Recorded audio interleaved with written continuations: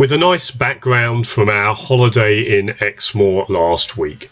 The 2-second sermon for this reading is "Be generous, whatever."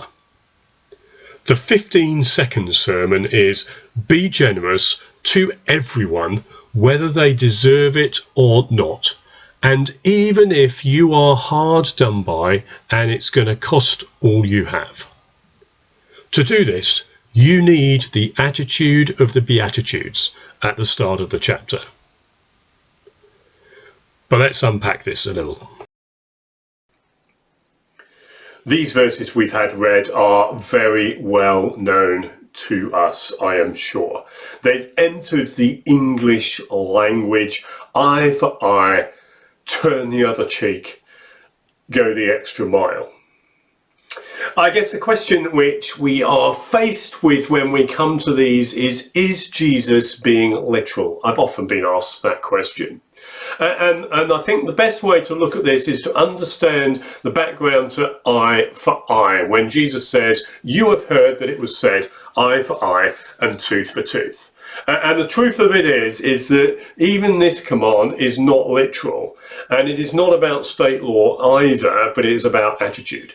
You see, the command occurs in Exodus, Leviticus and Deuteronomy, and it was primarily a law for the law courts to limit escalation and to ensure that punishment does not exceed the crime that had been committed. And by Jesus's day, it was no longer a physical retribution, but financial penalties were exercised. So even in Jesus' day, this command was not understood literally. And so when Jesus says, "But I say," he is not so much speaking against violence, although he is, of course, against that, but against an attitude that is negative towards others.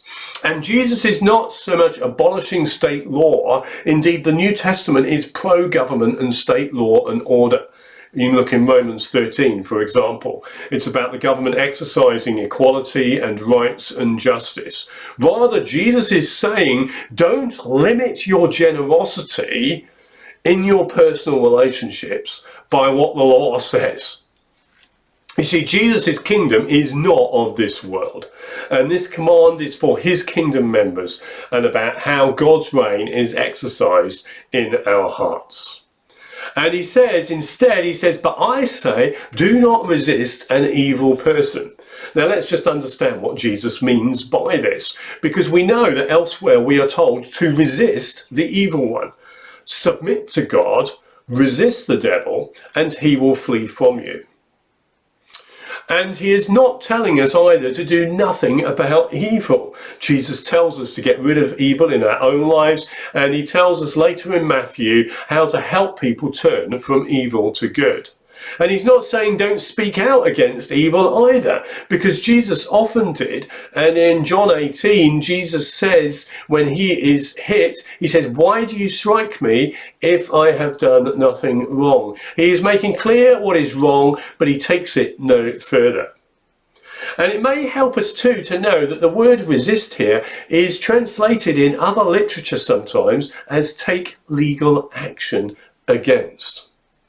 And I think that's interesting, and what actually Jesus means becomes clear in the examples which follow, which highlight that we are to have a spirit of generosity towards others in every situation, even to those who treat us badly.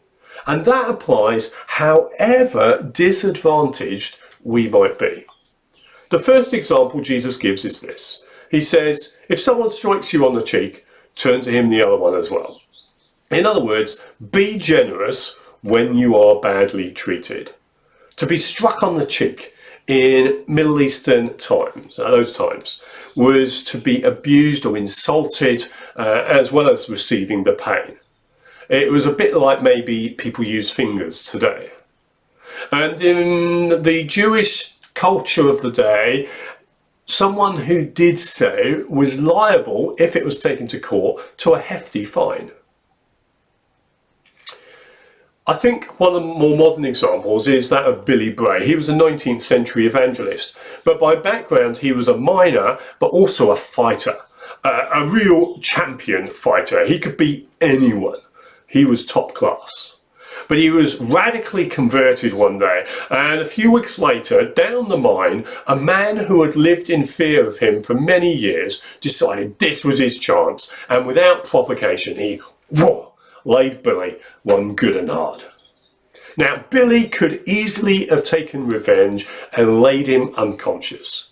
But instead, Billy said, "May God forgive you just as I forgive you." You see, Billy did not do what the natural person in him would do to get even. And the interesting thing is that the other man saw it, and over the coming days, he gave his life to the Lord. So what we're called to do is an opposite of retaliation. We're not to take things personally. We need to ask ourselves, when is it that we feel insulted? When do we feel hurt? Jesus' call is for us as children of God to be generous. How is that possible? Well, it's only possible if we understand and really know in our minds and our hearts that our identity is in God and our relationship with him as his child. It's not what other people think, what other people say, or what in other people do. When Jesus is spat on and slapped and mocked, rather than retaliate, Jesus says, "Father, forgive." Then Jesus gives another example. He says, when someone sues you for your tunic, give them your cloak as well. In other words, we are to be generous even when we are seen to be in the wrong. When someone's demanding compensation of some kind in terms of our possessions, and we are to go well above in our giving what is due. You see, in Jewish law, someone could claim your tunic, if you had no other assets to provide. But they could not take your cloak, because Jewish law provided that everybody needed some sort of clothing. And so Jesus is saying that rather than argue over rights and wrongs, be generous. Even if you've actually only got little. Even if it means the last thing you have. But man, this can't be real, surely. How can this be possible? Well, in the next chapter, Jesus is going to talk about the fact that our Heavenly Father knows exactly what we need. And so we can take risks in generosity in this life and trust God. It's not quite the same situation, but a couple of years ago, I felt a real call to give a significant sum of money to someone who was in need. The weird thing was this: a few weeks after I'd made the gift, I received exactly the same value in an anonymous gift. You see, Jesus and God the Father know what we need. He calls us to obedience and trust. So when someone wants to take our tunic, we give them our cloak as well. And then Jesus says, go with him 2 miles. When someone forces you to go 1 mile, go with him that extra mile too. In other words, be generous when you are forced to do something. It's about our time and our effort. In Jewish law, as Roman law at the time, a government official or a soldier could force you to carry something a certain distance. And so when Jesus is on his way to Calvary, Simon is forced to carry the cross. If authority, whether it's your boss or the government, requires you to do something you do not want to do, what do? Do you do it plus voluntary stuff on top? It changes the whole dynamic of the relationship. In our current time, with regards to things like precautions for the virus, or maybe it relates to things like tax or jury service, don't just do it because you have to, but do it well and with generosity.